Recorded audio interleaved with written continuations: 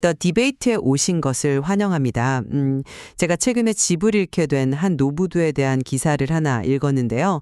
법적 후견인에게 속아서 평생을 살아온 집에서 쫓겨나는 바로 그날 아침의 풍경을 묘사한 글이었어요. 그날 아침에 남편은 제임스 패터슨의 소설을 읽고 있었고 아내는 늘 바르던 그 연분홍 립스틱을 발랐다는 그 디테일이 며칠 동안 제 머릿속을 떠나지 않더라고요. 그 기사를 보면서 오늘 나눌 이야기에 대한 질문이 자연스럽게 떠올랐습니다. 이처럼 뛰어난 논픽션 스토리텔링을 정말 강력하게 만드는 그 근본적인 힘은 과연 어디에서 오는 걸까요? 정말 중요한 질문이에요. 저도 그 기사 아주 인상 깊게 봤는데 아마 보는 관점은 조금 달랐던 것 같아요. 그렇죠. 그래서 오늘의 논점은 바로 이겁니다. 이야기의 힘이라는 게 기자가 그 노부부의 아침 식탁에 같이 앉아 있는 것처럼 대상의 삶에 깊숙이 파고들어서 관찰하는 심층 취재에서 나오는 걸까요?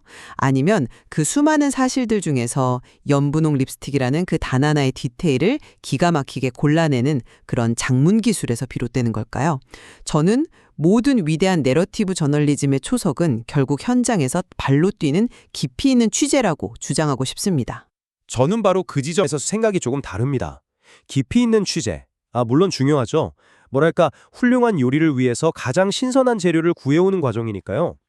하지만 저는요, 그렇게 흩어져 있는 사실이라는 원재료를 엮어서 독자의 마음을 움직이는 강력한 이야기로 완성하는 것, 그런 전적으로 작가의 구성 능력과 표현 기술에 달려있다고 봅니다. 저는 이 주제를 생각하면 항상 그 오레고니안의 기자 톰 홀만이 했던 말이 떠올라요. 그는 내러티브 저널리즘은 좋은 글쓰기가 아닌 좋은 취재에서 나온다고 단언했거든요. 이 말에 정말 핵심이 담겨 있다고 생각해요. 우리는 취재원을 진정으로 이해하기 위해서 그들의 세계 속으로 직접 들어가야만 해요. 그냥 사무실에 앉아서 전화로 몇 시간 인터뷰하는 것만으로는 절대 충분하지가 않죠. 왜냐하면 누군가가 스스로를 설명하는 말은 결국 본인이 생각하는 자신의 모습일 뿐 실제 삶의 그 복잡성과는 거리가 있을 수 있거든요. 예를 들어서 전쟁 후에 외상후 스트레스 장애, PTSD를 앓는 군인을 무려 1년 반 동안 동행 취재한 기사가 있었어요. 기자는 법원, 교도소, 심지어 그가 수영 치료를 받는 동네 수영장까지 정말 그의 살 모든 곳을 따라다녔죠. 이런 깊이 있는 몰입과 관찰이 있었기에 피상적인 인터뷰에서는 결코 얻을 수 없는 인간적인 통찰과 진정성을 얻게 된 거예요. 전설적인 사진작가 로버트 카파가 그랬잖아요. 사진이 만족스럽지 않다면 충분히 가까이 가지 않았기 때문이다. 저는 이 말이 저널리즘에도 그대로 적용된다고 믿습니다. 다른 모든 기술은 결국 대상과의 근접성, 즉 깊이 있는 취재에서 파생되는 거죠. 물론 최고의 재료가 중요하죠. 그 1년 반의 취재가 없었다면 기사 자체가 없었을 테니까요. 하지만 그 요리 비유를 계속 이어가 보자면 최고의 유기농 식재료를 가지고도 요리를 망치는 경우가 허다하지 않나요? 결국 중요한 건 셰프의 손맛, 그러니까 작가의 솜씨 아닐까요? 내러티브 기사에서 가장 중요한 원칙으로 꼽히는 거 있잖아요. 말하지 말고 보여주라. 이게 바로 그 솜씨에 해당한다고 봐요. 보스턴 대학교의 마크 크레이머 교수가 든 예시가 아주 적절한데요. 그녀에게 작은 사고가 있었다고 쓰면 독자는 아무것도 느끼지 못해요. 그건 그냥 정보 전달, 즉 말하기일 뿐이죠. 하지만 그녀는 발을 헛디뎌 계단 아래로 굴러떨어졌다고 쓰면 독자는 그걸 뱃속에서부터 느낀다고 해요. 바로 이게 작문 기술의 힘이에요. 얼굴에 희귀한 종양이 있는 소년의 이야기를 다룬 기사를 한번 생각해 보세요. 그 기사가 독자에게 주는 충격과 깊은 감정은 소년의 의학적 상태에 대한 사실 나열에서 오지 않아요. 마치 누군가가 그의 얼굴에 젖은 점토 3파운드를 덥석 갖다 놓아 매달리게 해 그 안에 있는 소년을 묻어버린 것처럼 보인다와 같은 이런 생생하고 은유적인 묘사의 힘이 독자의 마음을 뒤흔드는 거죠. 취재로 얻은 사실은 그 자체로는 힘이 없습니다. 작가의 기술이 그 사실들을 독자가 체험할 수 있는 강력한 이야기로 재탄생시키는 거예요. 흥미로운 비유예요. 하지만 저는 그 보여주기라는 작문 기술조차도 결국 깊이 있는 관찰 없이는 불가능하다고 봐요. 보여주려면 일단 먼저 봐야 하잖아요. 제조업 일자리가 멕시코로 이전되면서 위기에 처한 크리스 세서라는 인물에 대한 기사를 예로 들어볼게요. 기사에서 그의 불안감과 절망은 기자와의 인터뷰 답변을 통해 드러나지 않아요. 그가 베란다에 서서 스쿨버스를 기다리다가 학교에서 돌아온 딸이 무심코 던진 질문. 아빠, 이제 우리도 바우처를 받는 가난한 가족이 되는 거예요. 이 실제 대화 한마디에서 가장 효과적으로 폭발하죠. 아, 그 장면이 강력하다는 건 저도 전적으로 동의해요. 정말 가슴 아픈 순간이죠. 네. 그쵸. 그런데 그 결정적인 장면은 기자가 그의 삶 속에 깊이 들어갔기 때문에 포착할 수 있었던 거예요. 그냥 약속 잡고 만나서 요즘 가장 걱정되는 게 무엇인가요? 라고 물었다면 절대 나올 수 없는 장면이죠. 그의 베란다에 함께 서 있었고 아이들과의 저녁 시간을 함께 보냈기에 얻을 수 있었던 그야말로 관찰의 결과물인 셈이에요. 바로 그 지점에서 제 고민이 시작돼요.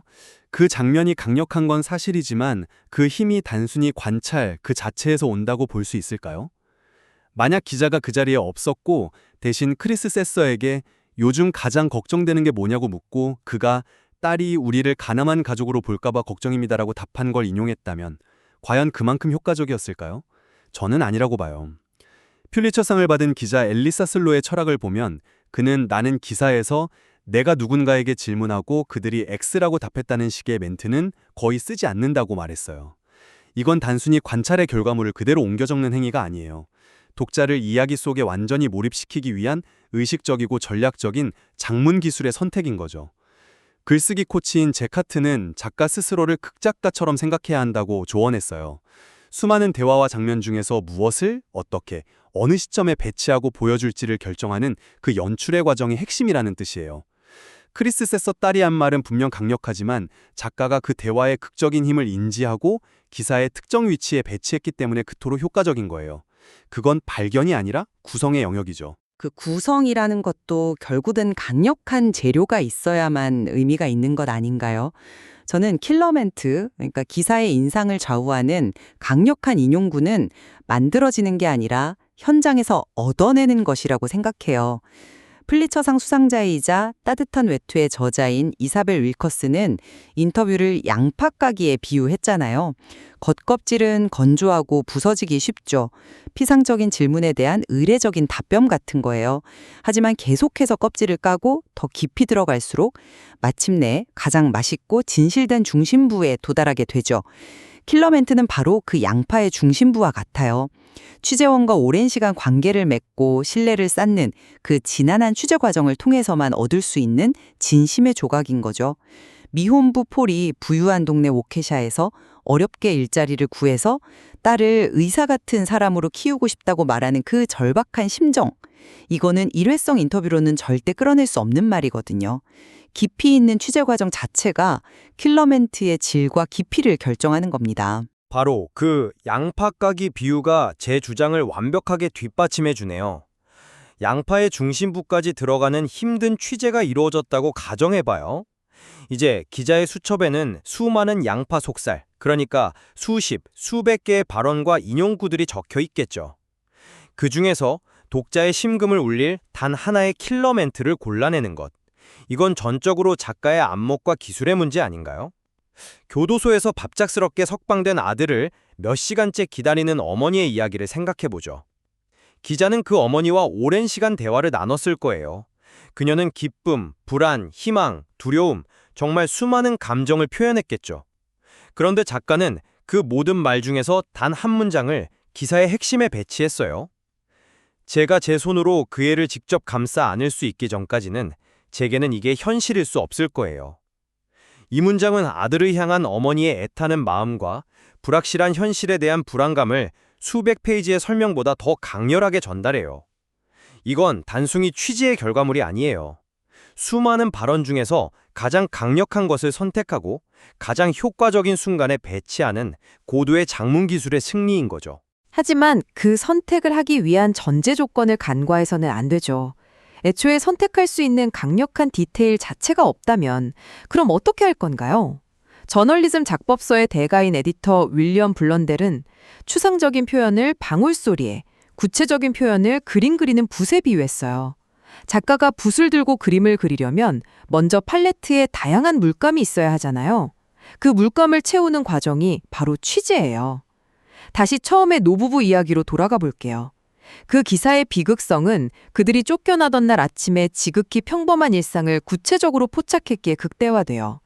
남편이 읽던 제임스 패터슨의 소설, 아내가 늘 바르던 연분홍 립스틱, 아침으로 먹은 토스트 한 조각.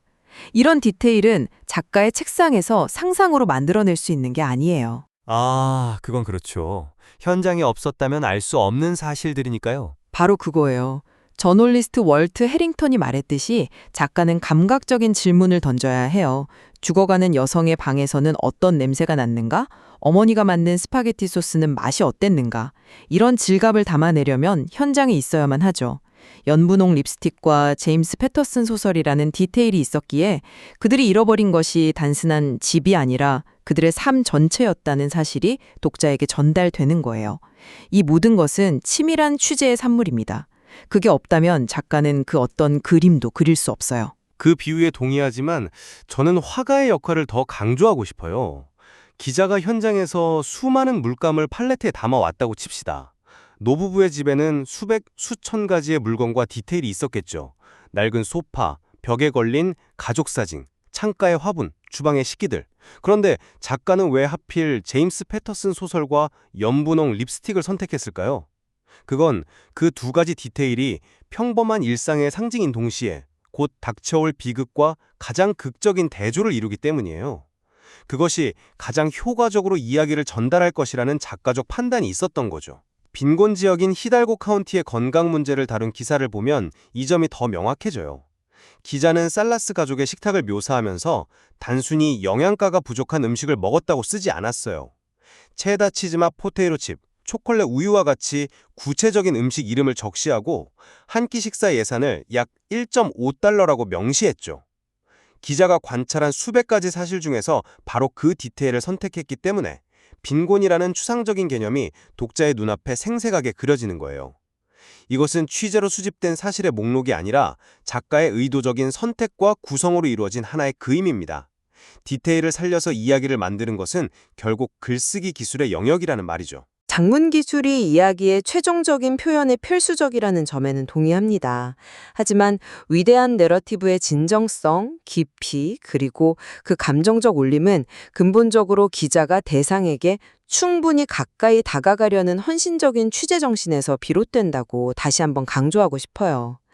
연분홍 립스틱이든 체다 치즈맛 포테이토 칩이든 그 모든 강력한 재료들은 결국 현장에서만 얻을 수 있어요. 깊이 있는 취재 없이는 애초에 들려줄 강력한 이야기 자체가 존재하지 않는 거죠. 모든 것은 거기서부터 시작됩니다. 저는 여전히 취재는 필수적이지만 충분 조건은 아니라고 생각해요. 취재는 사실을 모으는 과정에 불과합니다. 독자가 그 사실을 단순히 아는 것을 넘어서 보고, 듣고, 느끼게 만드는 것, 그건 전적으로 작가의 몫이죠.